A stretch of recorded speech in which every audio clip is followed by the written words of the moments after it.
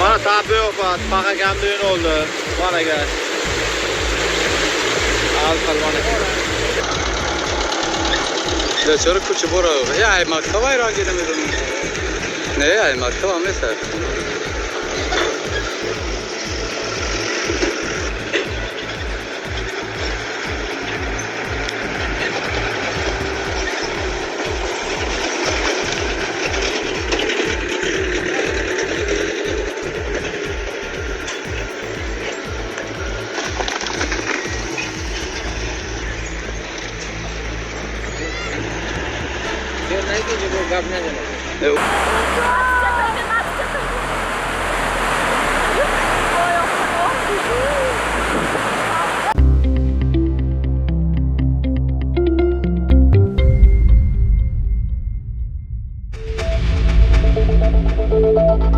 Бишкекте коронавируска байланыштуу эпидемиологиялык абал курч бойдон калууда. Өткөн суткада коронавирус инфекциясынын 195 жаңы учуру катталды. Бул тууралуу брифингде эпидемиологиялык көзөмөл боюнча башкы дарыгердин орун басары Айнагүл Рыскулбекова билдирди. Дарыгердин айтымында анын ичинен лабораториялык тастыкталган 177 учур, клиникалык эпидемиологиялык пневмония 18 учур катталган. Ошондой эле бир суткада ооруканаларга 31 адам жаткырылып, үй шартында 164 адам дарыланууда. Өткөн суткада коронавирус 254 бейтаптан аныкталып, 257 бейтап айыгып чыкты. Бул тууралуу Саламаттык сактоо министрлиги кабарлады. Жаңы жуктургандар Бишкек шаарында 195, Ош шаарында 3, Ош облусунда 1, Чүй облусунда 25, Нарын облусунда 4, Ысык Көл облусунда 17, Жалал Абад облусунда 9 учур катталды. Ушуну менен оору жуктургандардын жалпы саны 98654 жетти. Жалпысынан 91816 бейтап ооруну жеңди. Тилекке каршы өткөн суткада коронавирус 5 адамдын өмүрүн алды. Анын ичинен 3-өө Бишкекте, 2-өө Чүйдө көз жумган. Жалпы жонунан 1660 киши коронавирустун курмандыгы болду. Кечээден бери 7 медиктен коронавирус табылган. Анын бирөө ооруну кызыл зонадан жуктуруп алганы айтылды.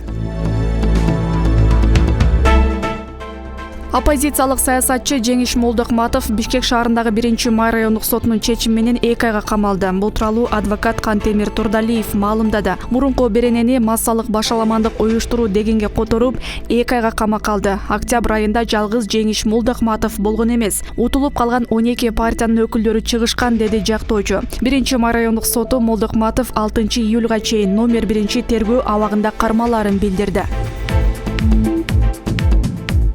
Ички иштер министри Улан Ниязбеков менен Баткен облустук милициясынын начальниги Мурат Боронов, Тажикстандын Согди облусу боюнча башкармалынын жетекчиси Абдулло Навжубонов менен Исфана шаардык ички иштер башкармалынын башчысы Фердаус Шаматзаде менен жолукту. Бул тууралуу ички иштер министрликтин маалымат кызматынан билдирди. Жолугушуу 9-майда Баткен облусунун аймагында өтүп, министр ошол жака барган. Анын жүрүшүндө жарандардын коопсуздугун сактоодо кыргыз жана тажик милициясынан турган кайгул күзөттөрүн уюштуруу сүйлөшүлдү. Ошондой эле чек арага чектеш абалды турукташтыруу, коомдук тартипти жөнгө салуу, аны биргелешип сактоо, тартип бузууларга жол бербөө сүйлөшүлдү деп айтылат маалыматта.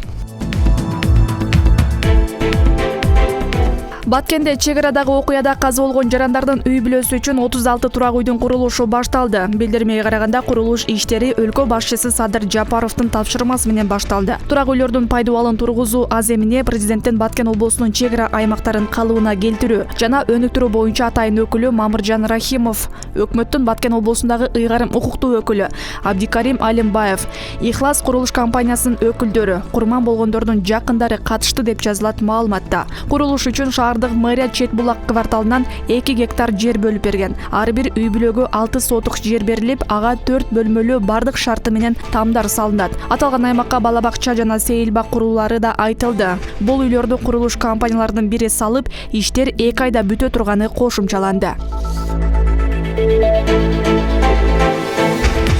Баткенде чегара чырынан улам эвакуацияланган адамдар атайын уюштурулган транспорттар менен үйлөрүнө жөнөтүлдү. Бул тууралуу өкмөттүн Баткен облусундагы ыйгарым укуктуу өкүлчүлүгүнүн маалымат кызматынан билдирди. Билдирмеге ылайык мындай чечимди облустук штаб кабыл алган. Баткен шаарында 9 пунктуда убактылуу жашап жаткан эл менен өкмөттүн Баткен облусундагы ыйгарым укуктуу өкүлү Абдикарим Алимбаев жолугуп, чегара аймактарында күч түзүмдөр күчөтүлгөн тартипте иштеп жатканын айтты. Турак жайсыз калган үй бүлөлөргө убактылуу үйлөр даярдалганын билдирди деп жазылат маалыматта.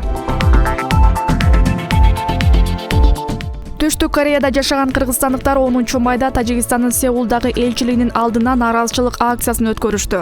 Алар 29-30 апрелдеги кыргыз-тажик чегарасындагы жаңжалда жайкын тургундар набыт болгонун айыпташты. Акциянын катышуучулары колдоруна чегара чырында каза болгон 12 жаштагы окуучу кыз Лейлектин тургуну Мадина Рахматжанованын, прапорщик Бекзот Юлдашевдин сүрөттөрүн көтөрүп турушту. Буга чейин Германияда, Италияда, Швейцарияда, Британияда, Канадада жана АКШнын бир катар шаарларында жашаган кыргызстандыктар Тажикстандын дипломатиялык өкүлчүлүктөрүнүн алдына акцияга чыгышкан.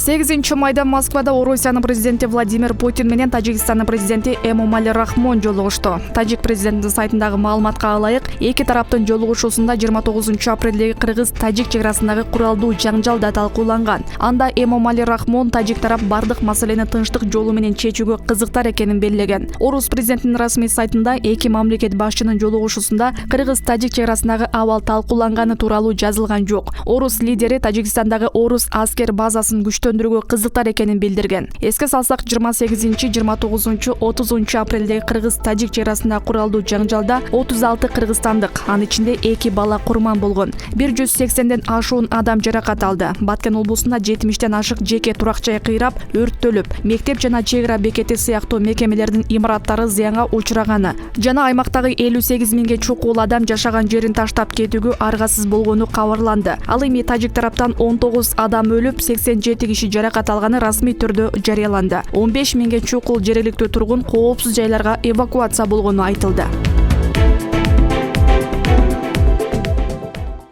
Башкы прокуратура Кыргыз Республикасынын прокуратурасы жөнүндө конституциялык мыйзамдын долбоорун 7 майдан тартып коомдук талкууга койду. Документ жогорку кеңештин сайтына чыкты. 104 беренеден турган долбоор прокуратуранын ишин уюштурууну, прокуратура органдарынын укуктук актыларын, ыйгарым укуктарын, аскер прокуратурасынын ишин жөнгө салуунун тартибин аныктайт. Жаңы кабыл алынган конституцияга ылайык өлкөнүн башкы көзөмөл органы мыйзамдардын жана башка ченемдик укуктук актылардын аткарылышына көзөмөл жүргүзөт. Ошондой эле кылмыш иштерин тергейт. Өзүнө тиешелүү маселелер боюнча мыйзам долбоорун демилге кылуу укугу бар.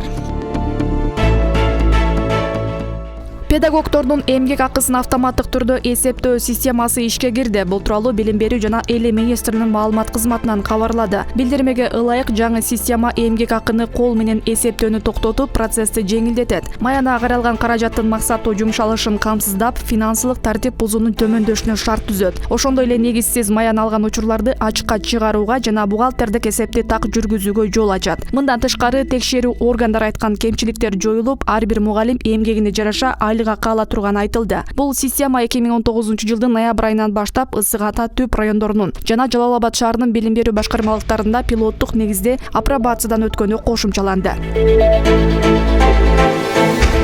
Афганистандын борбору Кабул шаарында жардыруу болуп, каза тапкандардын саны 63кө жетти. Бул тууралуу РИА Новости Толо Ньюс телеканалына таянып кабарлады. Билдирмеге караганда 8 май күнү шаардагы мектептердин биринин жанында мина коюлган автоунаа жардырылып, андан кийин 2 ирет ракеталык чабуул жасалган. Жардыруу окуучулар мектептен чыгып бара жатканда болгон. Көз жумгандардын көбү кыздар экени айтылды. Жардыруудан 150 адам жабыркаган. Бул кол салууга Талибан радикалдык кыймылы тиешеси жок экенин билдирди. Афганистандын президенти Ашраф Гани чабуулду талиптер жасаганын айтып, аларды айыптаган. Ошто Кыргызстан менен Тажикстандын мамлекеттик чегара боюнча топографиялык иш топторунун кезектеги жыйыны жыйынтыкталды. 10 майда өкмөттүн басма сөз кызматы кабарлагандай, жолугушуу 5-9 май күндөрү Ош шаарында өттү. Жыйынтыгында чегараны делимитациялоо жана демаркациялоо боюнча өкмөттүк делегациялардын иш топторунун протоколу кабыл алынды. Кийинки жолугушуу Тажикстандын аймагында өтөөрү макулдашылды. Өкмөттүн басма сөз кызматынан белгилегендей, жолугушуу достук жана өз ара түшүнүшүү маанайында өттү.